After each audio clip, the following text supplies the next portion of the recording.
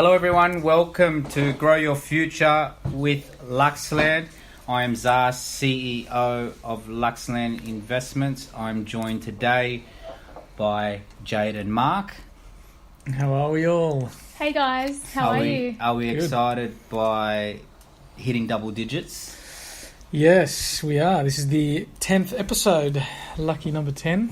Imagine So what we've we're going to come be all like this at way. 100. Yeah, I know. Well, we've gotten. 300. I think we've gotten a lot better since number one. You know, it's been an interesting journey, and I've definitely enjoyed it, and ready to finish the year off with a big bang. We've got one more to go next week. Yep. With a special guest, which we won't announce just yet. But let's dive into it. What are we talking about today, Mark?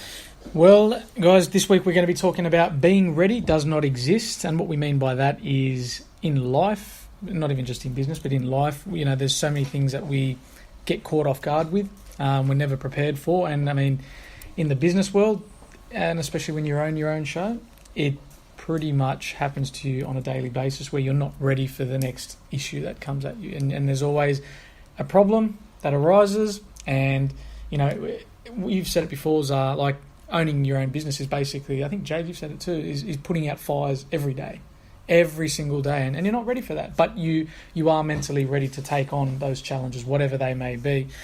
So, guys, I mean, have you had, I guess you would have had many experiences, you know, over the 10 years in business, you know, dealing with being not ready, you know, and having something thrown in your face that you really weren't expecting?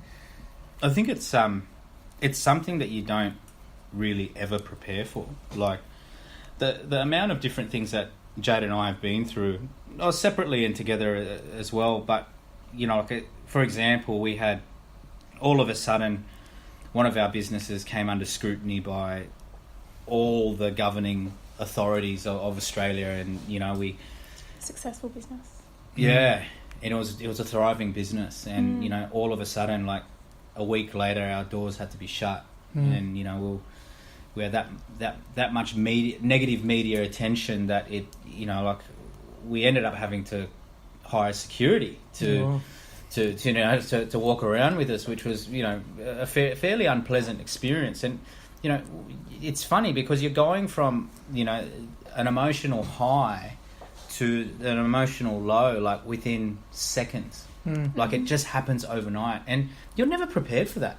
You're always thinking positively. Obviously, when you're an entrepreneur, I think, you know, you really do need to think positively and you be quite optimistic. So, you know, you wake up every morning going, you know, it's going to be a good day and all of those sort of things. But then all of a sudden, this massive fire erupts, like, you know, and you have to do your best to put that fire out, and that's just business. Yep. Jade? I'm gonna start off with something that really resonated with me today. I had something that I attended today, and I listened to a lady speak about. She's from a place called the Possibility Project. Mm-hmm. She works with women in India, and she helps feed about 3,000 children in India a day that are on the streets. Massive. And someone wanted to write a book about her, and they said to her, "What, you know, how do you do it?" And she said, "You know, I just don't." You know, she thinks of herself as, you know, the everyday woman that her husband says, you know, I want to have this for dinner, or her family wants to have something for dinner, and the woman goes down to the supermarket and, you know, collects, you know, the flour and the eggs and the meat from the butcher and everything to cook, because she needs to cook a specific meal. And the woman in the Possibility Project always says that the best meals are, you've already got it. You just need to look inside your cupboard and you can make it. Yeah, wow. And she refers to that in every aspect of her life, and she's overcome so much adversity. And, you know, she says that, you know, you're ready already. It's not about getting ready or preparing or going out there. It's looking within, because you're already prepared. You just have that fear inside you. And it's something that I will never, ever forget for the rest of my life.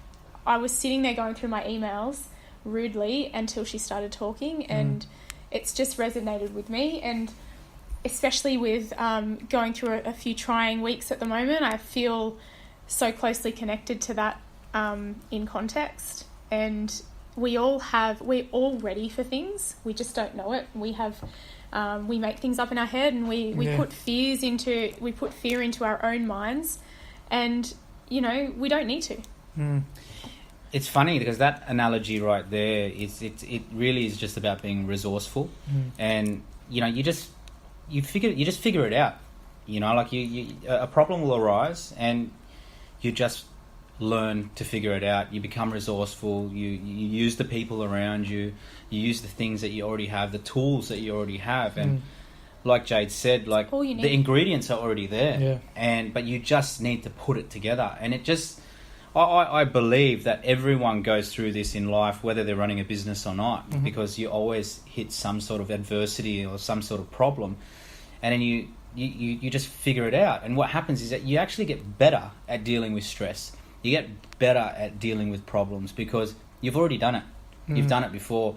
It's hard at first. It feels like the whole world's going to cave in, and you think that that's it. It's the end. But on the other side, if you always think long term, like it's always going to be okay. And yeah, you're right. You're never ready, but you deal with it the best way you can. Yeah, awesome. I mean, that also takes me to the next point here is 10 years ago compared to now. Right now, I would assume when it comes to dealing with an issue that you're going to be faced with, you would feel in control now, right? Did you feel like that 10 years ago when you first started on this journey? Not at all. I was very emotional 10 years ago, and I used to stress out very easily, and I didn't know anything about personal development or, priming myself every day and making sure that, like I was, in optimal condition in terms of mentally and physically. And also I didn't have the experience. So how are you supposed to know? So 10 years ago from today, like I only just started getting into business, and, I had to learn the hard way. I made mistakes, and, I wasn't ready for those mistakes, and, I was unprepared. And you think you are at the time. You think, oh yeah, I'll just do whatever. And I think what helped me was that I always had an execution sort of trigger happy attitude towards work. Like I was always happy to just take action. I was always happy to, just keep executing and making mistakes and learning from those mistakes. And I've failed that many times at so many businesses, and I've got failed relationships with different people, and not just because people have done wrong by me, but I've done wrong by them because I didn't know what was right or wrong back in the day. You know what I mean? Like when I look back on it now, it's like, geez, I was a bit of a dick to that guy. Do you know what I mean? Like I shouldn't have done that, or like everyone goes through it. Like I'm not going to say and back every single thing that I did was right, because at the time, that with what you have to work with, you believe that's the right decision, of course, and you make that decision. But later on, that's when you start learning. Okay, maybe I can be a bit better prepared next time, and I could probably do better by that person, for example. So there are so many things that you learn along the way, but the difference is massive. Like how much more in control I am now. It's almost like I take this, bird's eye view of every adversity that goes on in my life now. Like, look, I get faced with issues all the time. Like I went through a few issues today, right? And the way I had to look at it was put myself above it and go, okay, how do I control this like puppets? Not as in people, but just this whole situation like a puppet show, right? Because you need to remove yourself and be able to see from a bird's eye view of what's happening. Like remove yourself from yourself, right? So, this takes practice, and it takes patience. But if you focus on the things that you can control, and you can progress from there, ultimately you're going to feel better about yourself. And what people tend to do is they focus on things they can't control. So for example, an adversity will present itself, whether it's in business or life, and it's something that they can't control. And they focus in on it. But if they can't control it, they're going to get more and more frustrated. So what I've learned over the last 10 years is that when a problem arises and you can't control it, just let it happen. Because there's nothing you can do about it, right? There's no use dwelling on it. Get over it, accept it, move on. I do not disagree with that at all. That's cool. It's the way I operate as well, and I am learning from the best every single day. And, you know, life doesn't get easier as it goes on. It gets more difficult because you're just playing at different levels, I think. Even like for you, Jade, in a corporate level, you know, like 10 years ago, let's say, you'd be a much different person now in the way you deal with things head on than what you were back then. Yes, that's correct. Definitely, I'm very calm in my professional world. Definitely I'm extremely calm because I have to be. But I think everything's relative to the particular point you're at in your life. You know, you're highly stressed 10 years ago because you just don't have that life experience that you've previously dealt with to be able to leverage off that, leverage off those experiences. But everything's really relative. I mean, there are different stresses that we have now because we're playing in a different field. You know, we're dealing with bigger numbers. The challenges are completely different. And it gets easier with in terms of life experience and bringing all that on board, but there's still stresses. It's just how you deal with them and how you keep progressing forward and pushing forward and taking responsibility. I can't stress that enough. Taking responsibility for things that are if things are going wrong, take responsibility for it. Is it your responsibility? I don't know, but just take responsibility for it. Own it. Someone has to. That's right. Yeah, own it. I think, you know, too many people point the finger and play the blame game. Yeah. And they just don't own it. And, you know, like it's important to just put your hand up and go, look, I accept it. It was me who made the decision. You know, like it's... Put the blame on yourself because it'll feel so much better and then you can move on a lot more quicker.